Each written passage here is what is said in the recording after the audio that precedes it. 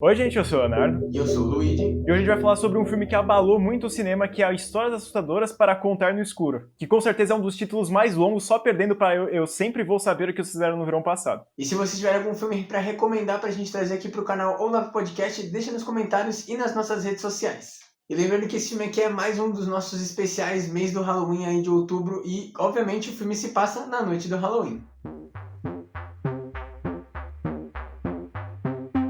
A gente já referenciou muitas vezes esse filme aqui no nosso podcast, ou aqui mesmo no canal, que a gente fala até que ele parece bastante Stranger Things, então vocês vão começar a perceber algumas semelhanças da gente contando aqui. E é nesse momento que a gente conhece os nossos três protagonistas, a Stella, o Og e o Chuck, que eles vão pregar uma peça no maior valentão da escola, que é o Tommy Milner. E eles pregam a maior peça possível, que é jogar cocô pegando fogo dentro do carro dele. Uma brincadeira saudável para uma noite de Halloween, vamos dizer.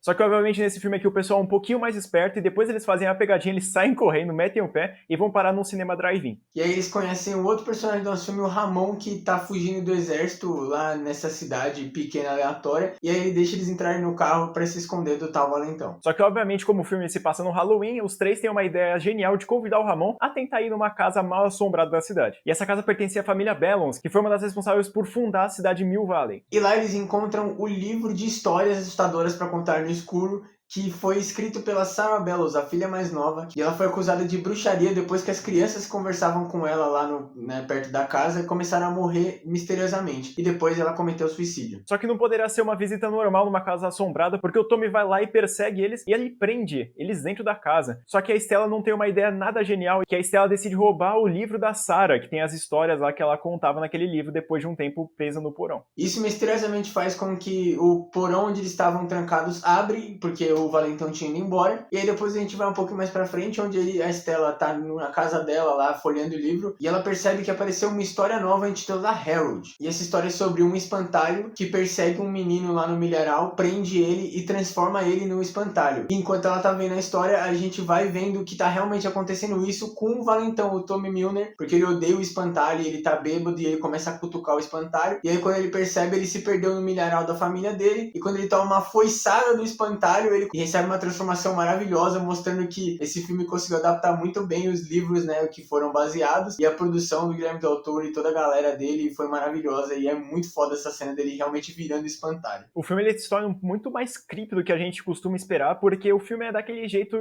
tipo Stranger Things, como eu tinha comentado, que é dos jovens andando pelas redondezas ali da cidade, só que aí vai acontecendo algumas coisas meio sobrenaturais. E nesse aqui é exatamente a mesma coisa, só que muito mais gore e muito mais trágico. E como o Luigi falou também, a parte da produção, do espantalho criando vida e atacando a pessoa é muito foda e claramente ele virou a capa do filme porque é uma das melhores cenas do filme. E depois ele ser atacado, ele é dado como desaparecido e só depois de um tempo o pessoal consegue perceber que aquele espantalho que atacou ele estava usando as roupas. Então quer dizer que aquele era o espantalho e ele era ele. Depois disso, obviamente, a Stella começa a ficar encucada da cabeça e ela tenta devolver o livro, o que não dá certo porque o livro aparece na casa dela de novo. E naquela noite já os pesadelos começariam, porque a próxima história, que chama O Grande Dedão, ela conta o protagonista é o Og, o amigo dela. E é nessa história mostra que um zumbi ele te perdeu o dedão dele e ele deixou em algum lugar, só que ele não consegue achar, então ele vai procurando em todo lugar. Só que agora acontece uma das cenas mais nojentas do filme, que é quando o Og tá comendo lá tranquilamente seu ensopado e ele acha o dedão do zumbi. Então o zumbi fica putaço com ele, perguntando onde tá o dedão, e aí o Og vai e foge pra debaixo da cama, só que o zumbi arrasta ele, e depois quando os amigos deles vão na casa dele, que eles estão desesperados porque ele sumiu do walkie-talkie, eles veem que tem umas marcas de unha indo debaixo da cama pra dentro da parede, então ele realmente sumiu e foi pra um lugar completamente desconhecido. É incrível como a gente não esperava que isso acontecesse com o personagem, porque ele é um dos protagonistas, ele tá ali no grupinho deles. Só que ele é um dos primeiros a morrer na história e a gente já fica meio chocado. Mas funciona muito bem, então... E também serve pra mostrar realmente que o filme não tá pra brincadeira e ele vai matar todo mundo que ele quiser. Só que aí depois eles perceberem que o amigo dele tinha sido morto por conta do livro, eles vão lá e tentam destruir, só que eles percebem que não tem nenhum jeito de fazer isso, então eles vão ter que resolver isso da forma antiga. Então eles vão procurar, obviamente, saber da história da tal da Sarah Bellows, só que quando eles não conseguem descobrir nada de útil naquele momento, uma nova história começa a ser escrita, e essa história é intitulada O Ponto Vermelho. E é muito foda porque essa história meio que já começou antes, porque enquanto eles estão procurando, né, e meio que vivendo as vidas normalmente, a Ruth, a irmã do Chuck, ela já começa a reclamar e perceber que ela tá com um negócio vermelho na cara, então o filme ele já meio que entrega que a próxima história vai ter a ver com ela. Só que esse ponto vermelho não poderia ser simplesmente uma espinha, porque ele se transforma numa bolha enorme na cara dela que se estoura e sai aranhas. O pessoal não pegou nada leve. E aí o pessoal achando que ela tá maluca, né, porque isso não é nada comum, eles vão lá e botam ela numa instituição lá pra cuidar da cabeça dela. E depois de ajudar a irmã a não morrer e depois ela acabar sendo levada para a instituição, o grupo consegue descobrir o hospital, que é o mesmo onde a irmã do Chuck foi levada, era o, né, o único da cidade, porque é uma cidade pequena, e a Sarah Bellows foi tratada lá com terapia de choque. Só que aí eles conseguem descobrir que, na verdade, essa terapia de choque não era porque ela tinha algum problema, porque ela era uma bruxa.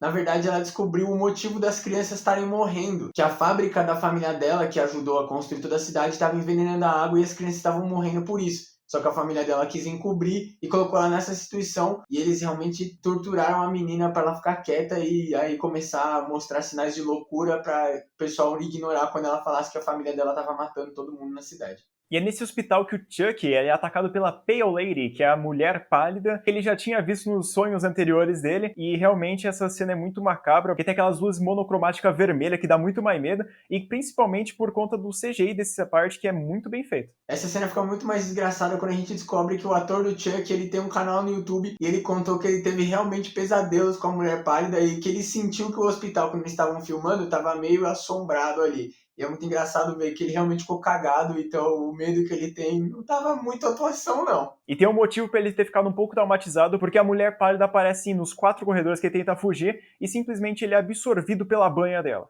Então, nesse ponto, depois de começar a ter um caos, eles são descobertos que eles invadiram a área que não podiam lá no hospital e eles são levados para a delegacia. E aí o delegado Turner, né, o da cidade, ele né, descobre que o Ramon fugiu do exército. Então ele já começa a fazer os contatos dele lá para levar o cara. Porque lá nos Estados Unidos os caras não entendem muito legal isso, não. Eu acho que o filme se perde um pouquinho nesse momento, porque ele fica meio que martelando essa ideia do cara que é refugiado, que ele chegou no país. É interessante por algumas partes, mas parece que a gente já viu isso em outros filmes, e dá na mesma coisa, e a gente vai ver mais no futuro que tanto faz essa parte inteira do filme. Então aparece o último monstro e o único que foi feito direto pro filme e o mais CGI, infelizmente, né? O Jangly Man, que é um contorcionista lá de um circo, e ele também é o único que tem meio que uma backstory, porque o Ramon tem medo dele e parece que ele já teve alguma história. Tudo bem que o Chuck teve o sonho lá, mas eles meio que não conheciam, os monstros só foram e pegaram ele mesmo. Agora o Ramon parece que ele tem alguma história com esse tal Jangly Man. Só que na tentativa de matar o Ramon, o monstro vai lá e acaba matando o delegado Turner, que não tinha nada a ver com o assunto. E aí o Ramon tenta pegar o carro dele, meter o pé e a Stella tentar resolver aquilo por uma vez de todas com um livro lá na casa da queridíssima Sarah. E aí aqui o filme ele começa a ficar uma insanidade pura, porque quando a Stella chega na casa dos Bellows, ela meio que volta no tempo, porque a casa tá toda reacesa e toda viva. E além dela voltar no tempo, na verdade ela virou a Sarah, porque a família tá caçando ela, falando que ela saiu do quarto, fugiu de novo. E aí ela inclusive